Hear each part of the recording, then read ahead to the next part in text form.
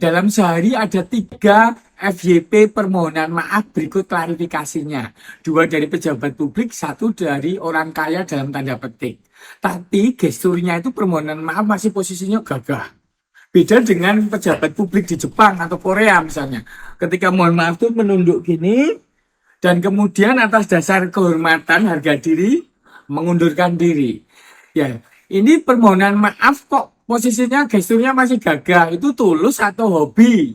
Yang jadi masalah begitu banyak orang memohonkan maaf pada masyarakat, pada publik untuk dirinya, itu untuk keselamatan dirinya. Memang permohonan maaf itu baik untuk mencairkan, jadi kayak semacam oli pelumas supaya nggak rigid lagi, nggak ada gesekan lagi. Tetapi masyarakat itu cenderungnya udah nggak percaya kalau orang permohonan maaf sambil klarifikasi, tapi kemudian mengulanginya lagi. Ya karena ada memang sisi munafik yang mungkin ditampilkan oleh para pejabat publik atau orang yang punya power, yang suka melakukan abuse of power, itu untuk masyarakat.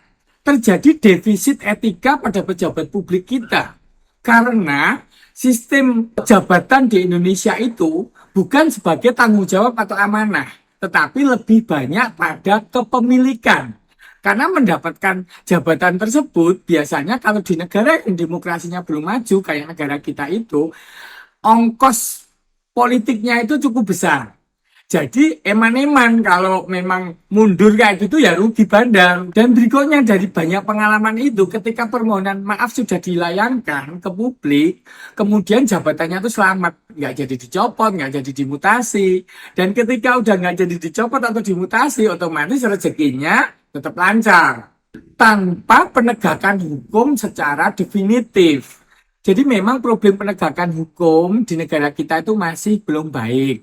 Jadi akhirnya permohonan maaf tanda tangan di atas materai itu menjadi media yang dipakai oleh orang-orang yang tanggung jawabnya kurang untuk supaya dirinya selamat.